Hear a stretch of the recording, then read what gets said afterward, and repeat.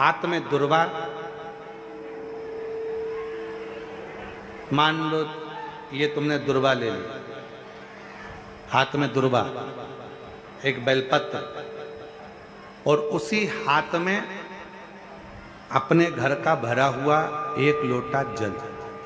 पहले रखना है दुर्वा, फिर रखना है बेलपत्र, उसके बाद में हाथ में एक लोटा जल, और दोनों हाथों का स्पर्श करते हुए जो अपना पूजन का कक्ष होता है घर के अंदर का, उस पूजन कक्ष की साक्षी में खड़े होकर अपने कुल देवता, पितृ देवता और अन्य देवताओं का स्मरण करते हुए, बाबा बहुत दुखी हूँ, बहुत तकलीफ में हूँ, बहुत कष्ट में हूँ, मेरा परिवार आज दुख तकलीफ में है, मेरा परिवार आज कष्ट में है, दुख में है, कष्ट में है। बाबा को अपने मन का भाव कहते हुए, हृदय से प्रार्थना करते हुए अपने घर के मंदिर से निकल कर फिर उस जल को लेकर शिवालय तक जाओ और दक्षिण की ओर खड़े होकर उत्तर की ओर मुख कर कर जल समर्पित करो।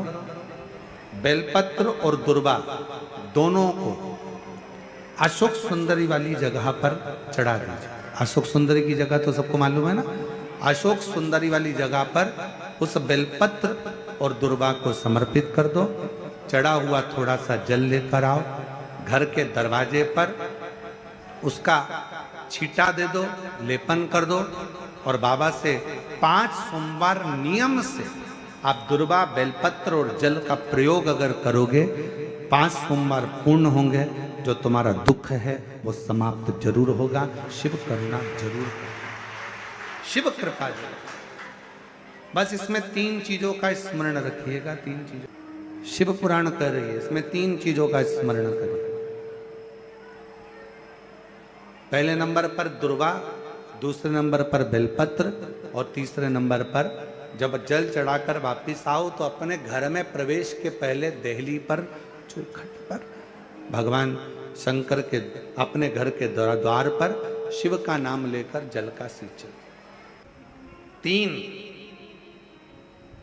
शिवजी की करुणा का गुणगान करने के लिए 3, जब आप तकलीफ में होते हो तो 3, शंकर को जल चढ़ाने वाला, 1 लोटा जल चढ़ाने वाले के पास 3 को भगवान शिव अवश्य भेजते हैं।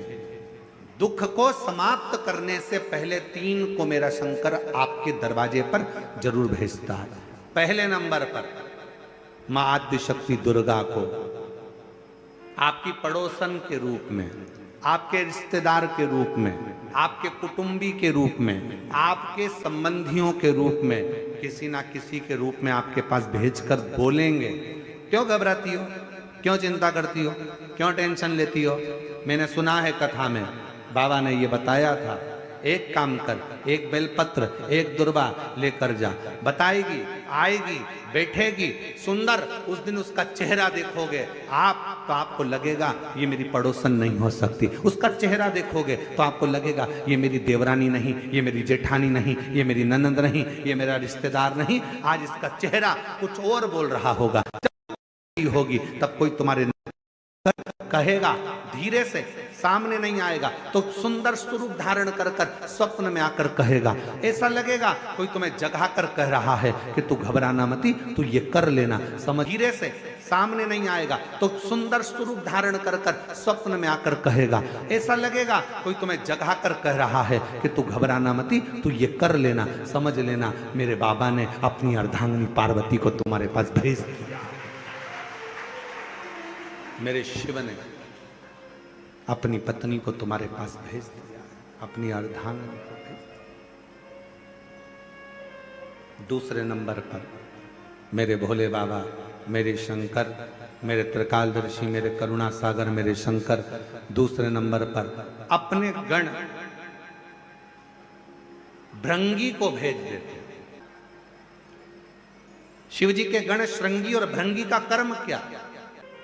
श्रृंगी शिव से दूर नहीं होता और भृंगी शिव जी की आज्ञा पाकर शंकर के भक्त के पास जाकर बैठता है।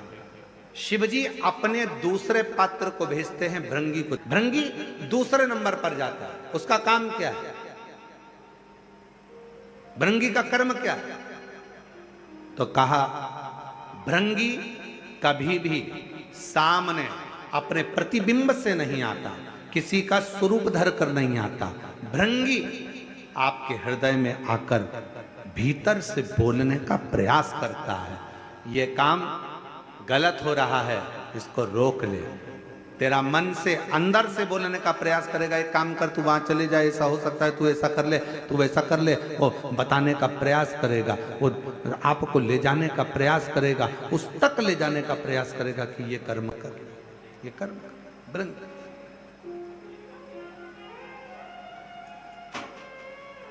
दूसरे नंबर पर भृंगी आपके मन की वाणी को शिव तक पहुंचाने का प्रयास करेगा। और तीसरे नंबर पर भगवान शंकर अपने भक्त का दुख हरने से पहले तीसरे नंबर पर भेज देते हैं अपने नंदीश्वर को, अपने नंदीगण को। मेरे शिव भेजते हैं। नंदी का काम क्या है? जैसे ही नंदी आता है, कोई व्यक्ति के रूप में, किसी रूप में, किसी फोन के रूप में, किसी कॉल के रूप में, किसी पत्र के रूप में, किसी मैसेज के रूप में, जब नंदी तुम्हारे घर में प्रवेश करता है तब वो तुम्हारे रास्ते को क्लीन कर देता है, रास्ते को साफ कर देता है, उसको मार्ग को प्रशस्त कर देता है। आप दिल से उससे कहो, जहां तार ना जुड़े। कई कई जगह कहे ना, अभी हमने कहा कि हमारे बच्चे कहे यहाँ पर सिग्नल मिल रहा है, कोई कहे वहां सिग्नल मिल रहा है। अगर सारी दुनिया से हार गए तो फिर एक जगह पर जाकर सिग्नल मिलाना। एक बार शिव महापुराण की कथा में पहुंचकर बाबा देवादिदेव महादेव से अपने मन की बात कहकर कभी योग बन जाए तो उस कथा में आसन बिछाकर जमीन पर अपना आसन डालकर ये नहीं सोचना कि मैं वीआईपी कितनी हूं, मुझे कहां बैठना चाहिए, कहां रहना चाहिए। एक बार उस पवित्र प्रांगण में जहां बाबा की कथा हो रही हो, जहां बाबा कुबेर भंडारी का आनंदमय कथा कर तत्व ग्रहण करने को मिल जाए, वहीं पर रात्रि विश्राम कर कर बाबा से अपने दिल की बात कहकर अपने मन की बात जरूर कहना। ये निश्चित है मेरे बाबा से तुम्हारा सिग्नल जरूर मिलेगा और शिव आपकी बात को स्वीकार जरूर, शिव सुनेगा। 5 चीजें शंकर भगवान को चढ़ती है: जल, दूध, दही, शहद, घी, शक्कर, पंचामृत की वस्तु। 5 हमारे जीवन को सार्थक करने वाले। दूध भक्ति का प्रतिबिंब है। हमारे घर से रोग, बीमारी, तकलीफ को दूध चढ़ाते ही वो रोग बीमारी समाप्त होने लगती। दही, हमारे परिवार अगर टूट रहा है, हमारा परिवार अगर टूटने की कतार पर है, 2 बेटे 3 बेटे वो भी आपस में झगड़ रहे हैं, माता पिता आपस में झगड़ रहे हैं, बेटे बहुएं आपस में झगड़ रहे हैं, तो दही शिव को जो चढ़ाया जाता है ये परिवार को जोड़ने का काम करता है। शहद, ये व्यक्ति के जीवन को, समृद्धि को बढ़ाने का प्रयास करता है। घृत, घी, हमारे घर में किसी की चिड़चिड़ वृत्ति हो तो उसको समाप्त करने का कार्य करता है। शक्कर, मिष्ठान, ये हमारे शंकर को इसलिए चढ़ाया जाता है कि हे भोलेनाथ, हमारी जिंदगी में ना जाने कितनी रुकावटें आई हैं, पर मिष्ठान की तरह वो जीवन हमारा सार्थक होता चले जाए। 5 चीजें शिव को समर्पित होती। पंचामृत, पंचामृत और चरणामृत दोनों को लेने का तरीका भी अलग अलग है। आप लोग लेते हैं, कभी मंदिर जाते हैं, पंचामृत चरणामृत, सत्यनारायण की कथा करवाओ, देवी जी